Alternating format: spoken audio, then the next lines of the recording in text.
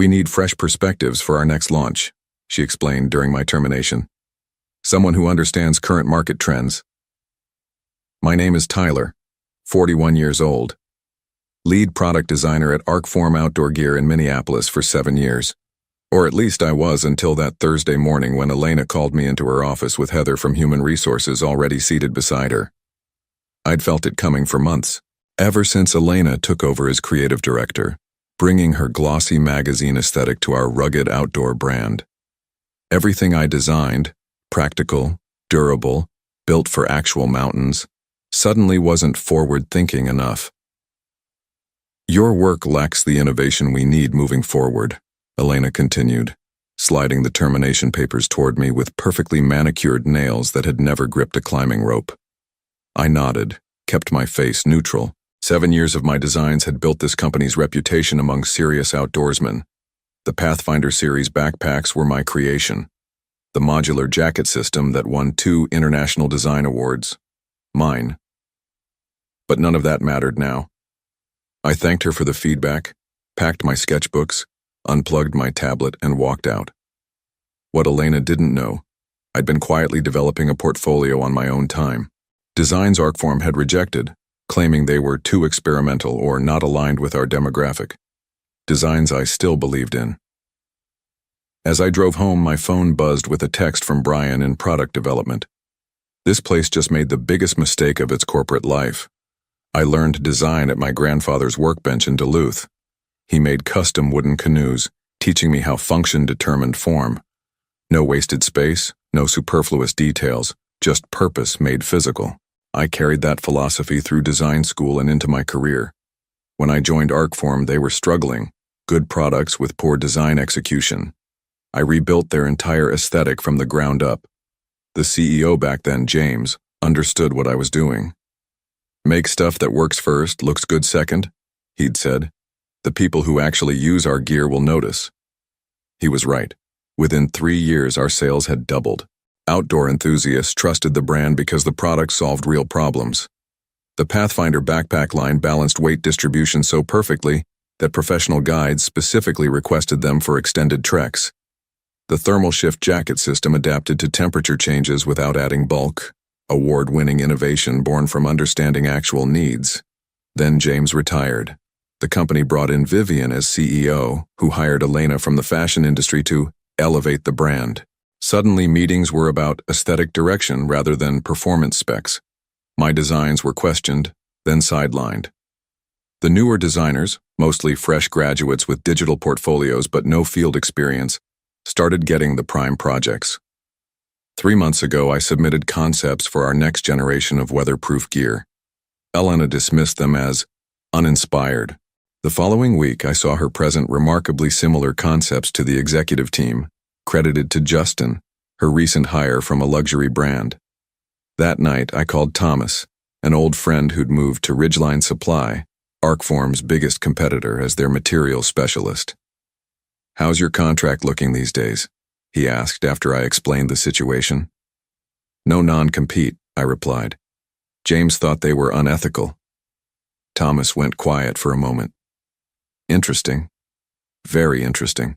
The termination package was generous enough. 3 months' salary and extended benefits. Professional courtesy for 7 years of service. I signed the papers without argument and drove home in silence. My apartment felt different that afternoon. Smaller, yet somehow more open. I sat at my drafting table and spread out the sketches Elena had rejected over the past year. There were 12 collections in total, each one meticulously detailed, each solving specific problems for serious outdoor enthusiasts. Rain tapped against the window as I studied them. I'd been designing as if I still worked for the old Arcform, the one that valued function and durability. But that company didn't exist anymore. It had become something else, chasing trends instead of serving needs.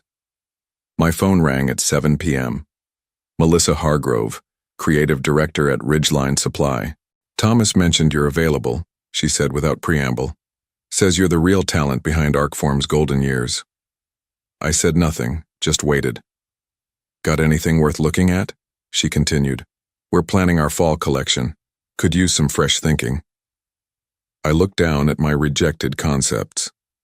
I might have a few ideas. Send them over tonight. If they're good, we should talk. After we hung up, I spent 3 hours refining 6 designs, not changing the core concepts, just sharpening the presentations. At midnight, I emailed them to Melissa with simple notes explaining the functionality behind each one.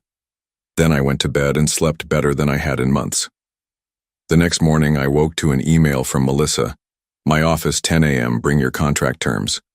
I showered, dressed in my field jacket and boots rather than office clothes, and drove to Ridgeline's headquarters across town. The receptionist led me straight to Melissa's office, a space cluttered with material samples and prototype gear. Not sleek and minimal like Elena's. Melissa gestured to a corkboard where she'd pinned printouts of all 6 of my designs. These solve problems we've been chasing for 2 seasons, she said simply. Especially this one. She tapped the centerpiece of my collection, a modular weatherproof system that adapted to different conditions without sacrificing mobility. How soon can you start? She asked. I'm available now. She nodded once. Good. Because we're going to move fast on these. Very fast. For the first time since Elena arrived at Arcform, I smiled. 1 week into my new position at Ridgeline, I got a call from Peter, Arcform's production manager. We'd worked closely together for years, solving manufacturing challenges, finding the balance between innovative design and practical production. Tyler, this is unofficial, he said quietly. But things are falling apart. Justin's designs look good in renderings, but they're a nightmare to manufacture. Materials don't flex the way he thinks they should. The prototype backpacks are coming in 2 pounds heavier than specified. Not my problem anymore, I replied, though a part of me still cared. Elena's claiming you left the team without proper documentation on your production processes, Peter continued. She's telling executive leadership that you sabotaged the transition. That made me sit up straight. That's a lie. I know, but she's convincing. Vivian asked me if there was any merit to it. My blood ran cold. This wasn't just about moving on. Elena was actively undermining my professional reputation. Against my better judgment, I emailed Vivian requesting a meeting to clear the air. She agreed to coffee the next morning. The cafe was busy, which I thought would be good. Neutral territory, public place. Vivian arrived 10 minutes late, already looking at her watch. I'll be direct, I began. I've heard Elena is suggesting I deliberately left the team without proper documentation. That's not true. All my files are organized in the shared drive, and I personally trained Justin on my process before I left. Vivian nodded, her expression unreadable. She mentioned you might get defensive about this. Look, Tyler, the outdoor industry is small. I'd hate to see your reputation damaged by this unpleasantness. The threat was thinly veiled. Stay quiet or we'll make this difficult for you. I appreciate your concern, I said carefully. I'd hate for Arcform to waste production resources on designs that can't actually be manufactured effectively. Her eyes narrowed slightly. We'll manage our production challenges internally, thank you. I do hope you'll be discreet about company matters going forward. As she left, my phone buzzed with a text from Melissa. Contract's ready. We want to move fast on your weatherproof collection. I looked back at Vivian's retreating figure. She had no idea what was coming. 3 days later, I received a certified letter from Arcform's legal department. They were reviewing my employment history regarding potential confidentiality concerns. The letter carefully avoided making direct accusations, but implied I might have violated company policies. I showed it to Melissa, who immediately handed it to Ridgeline's legal team. Standard intimidation tactic, their counsel explained after reviewing it. They have no case. The designs you're creating for us are original, and you had no non-compete clause. They're trying to scare you into backing down. Should I respond? I asked. No, we'll handle it. That evening, the lawyer sent a simple, devastating reply to Arcform. We have extensive documentation of Mr. Graves's rejected designs while at your company, along with the dates they were submitted and subsequently dismissed. We would welcome the opportunity to compare those with your current product development timeline in court.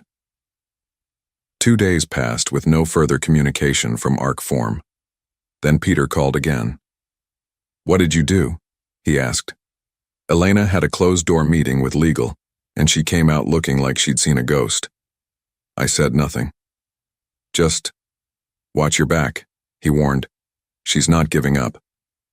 2 days later, Thomas invited me to lunch. We met at a burger place downtown, far from both our company's headquarters. "You need to see this," he said, sliding his tablet across the table after ordering. It displayed Arcform's internal marketing brief for their fall collection. Somehow Thomas had gotten his hands on it. I scrolled through and stopped cold when I saw the mock-ups. They were my designs, the exact concepts Elena had rejected 6 months ago, now rebranded as the Elevation Series, with Justin's name listed as lead designer. "They're planning to launch in September," Thomas said quietly. "Full marketing push, they've already ordered materials." The realization hit like a physical blow. She rejected these designs knowing she'd use them later. She just didn't want me to get the credit. Thomas nodded. "Looks that way. But here's something else you should know." He took the tablet back, opening another document. "Ridgeline is planning to fast-track your collection. Melissa convinced the CEO to move up production. They can have your designs on the market by August." I sat back processing this. A month before Arcform launches. Yes, and with proper attribution to you as designer. Thomas looked me straight in the eye. "But you need to decide now. Once production starts, there's no turning back." I didn't hesitate. "Let's do it." That evening, I called Melissa and formally accepted Ridgeline's accelerated timeline. The contract included something Arcform had never offered: royalties on each unit sold with my designs, plus creative control over the final production specifications. "We're calling it the Summit Series," Melissa explained, "and we want your name featured in the marketing." 2 days later, I signed the paperwork in Ridgeline's headquarters and handed over my complete design files, not just concepts, but detailed production specifications, material requirements, and manufacturing guidelines. When I got home, there was an email from Elena in my personal inbox. "Tyler, I hope this message finds you well. I was reviewing some of our upcoming designs and realized we might benefit from your expertise in a consulting capacity. Would you be open to discussing this?" I deleted it without responding. The following week, I toured Ridgeline's manufacturing facility with their production team. They'd never attempted anything like my modular system before. Components that worked independently but functioned best as a cohesive unit. The lead engineer, Diane, pulled me aside after the tour. "These designs are revolutionary," she said bluntly. "But they're also complex as hell to manufacture. If we're really hitting the August deadline, I need you in this facility every day." "Whatever it takes," I told her. For the next month, I worked 16-hour days. I slept on a cot in the facility office twice when we were testing waterproofing systems. The production team grew to respect me when they saw I understood the practical challenges they faced. Unlike Elena, I didn't dismiss manufacturing concerns as someone else's problem. Halfway through the process, I received another email from Vivian. "We should discuss your current activities for your own professional future." Another threat. Another attempt to control what they'd thrown away. I forwarded it to Ridgeline's legal team without comment and kept working. Ridgeline moved with astonishing speed. Within 3 weeks, they had prototypes of my weatherproof collection. I spent days in their workshop, fine-tuning details, working directly with their production team to ensure every specification was perfect. The Summit series consisted of 5 interconnected products: a modular backpack, all-weather outerwear with removable components, adaptable footwear, ergonomic camping equipment, and specialized accessories. Each piece worked independently, but functioned best as a system, something I'd been trying to get Arcform to understand for years. Melissa brought me into marketing meetings, something Elena had never done, and listened when I explained the practical benefits that should be highlighted. "These aren't fashion statements," I told their team. "They're tools for people who depend on their gear in extreme conditions." In late July, whispers started circulating in the industry. Retailers who'd gotten preview samples of the Summit series were impressed. Online forums buzzed with speculation about Ridgeline's unexpected direction. Then came the call from Peter at Arcform. "Tyler, did you—" He stopped abruptly. "Never mind. I shouldn't be asking." "What's happening over there?" I asked, though I could guess. "Vivian saw Ridgeline's preview catalog," Peter said quietly. "The Summit series is remarkable. Elena is in full panic mode, claiming they stole concepts from us." I remained silent. "The thing is," Peter continued, "we both know these aren't stolen from Arcform's current concepts. They're your original designs, the ones Elena rejected, aren't they?" "I can't comment on that," I replied carefully. "You don't have to," Peter said. "Your name is on them, clear as day in the catalog. Designed by Tyler Graves, former lead designer at Arcform. It's brilliant." The following day, Vivian herself called. I let it go to voicemail. Her message was terse. "Tyler, this is unprofessional. We should discuss this situation immediately." Instead, I drove to Ridgeline's headquarters for the final product launch meeting. The marketing campaign was ready. The manufacturing lines were set. In 2 weeks, the Summit series would hit specialized retailers nationwide. 1 month ahead of Arcform's planned launch of the suspiciously similar Elevation series. The night before our launch, I couldn't sleep. 7 years at Arcform. Countless prototypes. Hundreds of sketches. All that work had led to this moment. Not the way I'd expected, but maybe the way it needed to happen. At 5 a.m., unable to rest, I drove to a trail outside the city. The same trail where I'd tested many of my early Arcform designs. Dawn was breaking as I hiked to the ridge. The air was cool and damp, exactly the conditions my weatherproof system was designed to handle. My phone buzzed. A text from Melissa. "It's live. Website just went up. First orders already coming in." I stood on that ridge watching the sunrise, feeling a strange mix of vindication and sadness. I hadn't wanted it to end this way with Arcform. I'd given that company everything, but they'd chosen Elena's vision over mine, style over substance.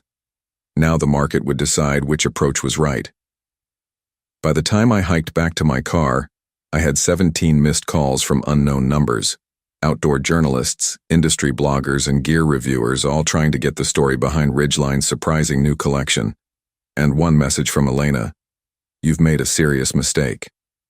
I finally called her back. "No," I said when she answered. "You did." The Summit series launched on August 12th. By noon, Ridgeline's website had crashed twice from traffic volume. Their customer service lines were flooded with retailer calls trying to increase their orders. I watched it unfold from Melissa's office as outdoor magazines and gear reviewers published their advance reviews. Revolutionary. Game-changing. Sets a new standard. My name appeared in every article. 3 days after the launch, Outside Magazine ran a feature comparing the Summit series to leaked images of Arcform's upcoming Elevation series. The headline said it all.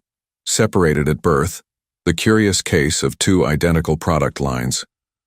The article didn't explicitly accuse Arcform of theft, but it raised questions about the timeline, noting that I had designed both collections, though Arcform was crediting Justin for their version. Outdoor forums exploded with speculation. Industry insiders who knew me from trade shows connected the dots immediately.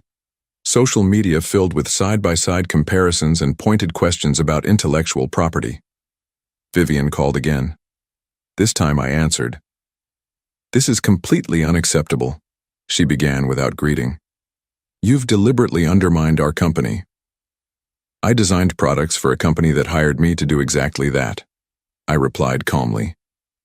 "Products you're now selling under someone else's name. We'll need to discuss legal options," she threatened. "That would be interesting," I said. "I have emails from Elena rejecting these exact designs 6 months ago. What would a court make of the fact that you're now producing them with someone else's name attached?" Silence stretched between us. "You should have valued what you had," I added quietly. "Good luck with your launch." The following week, Arcform announced they were postponing the release of their Elevation series for additional refinement. Industry analysts saw it for what it was, a retreat. By October, the Summit Series had broken all previous first-quarter sales records for Ridgeline. My royalty checks reflected this success, already exceeding my annual salary at Arcform. Melissa promoted me to design director, giving me a team of 6 designers and complete creative control over our next 3 seasonal collections. Thomas transferred from materials to join my department as technical advisor. Arcform eventually released a hastily redesigned collection that bore little resemblance to my work. The reviews were lukewarm. Their stock price dropped 8% the following quarter. I ran into Elena at an industry conference in Denver that winter. She was at the bar, alone, nursing a drink as I walked past. "Congratulations on your success," she said, stopping me. Her voice carried no warmth. I nodded but said nothing. "You could have stayed and fought for your designs," she added. "Why didn't you?" I considered this for a moment. Some places don't deserve the fight. She flinched slightly, then composed herself. "Vivian is stepping down next month. The board asked me to take over temporarily. I almost felt sorry for her. Almost. Good luck, I said, and meant it. The industry needs strong companies. 6 months later, I received an unexpected package. It contained all my original sketchbooks from my time at Arcform, along with a handwritten note from Peter. "These belong to you. Elena's gone. Just thought you should know." I opened one book to a concept I'd drawn 3 years earlier, a modular tent system for extreme weather conditions. Something I'd never shown Elena. That evening, I called Melissa. "I have an idea for our winter collection," I said. The following spring, Ridgeline's stock value had doubled. Arcform announced they were restructuring under new leadership. I didn't follow the news too closely. I was too busy designing what came next. Sometimes at night I still think about my years at Arcform. Not with bitterness anymore, but with clarity. They taught me something valuable, just not what they intended. In this industry, in life, your work speaks for itself when given the chance. Elena tried to silence mine, but in doing so, she only amplified its voice. The best revenge wasn't in proving her wrong. It was in finally finding a place that recognized what I'd known all along. That good design isn't about following trends, it's about solving real problems for real people. And that, in the end, is what endures.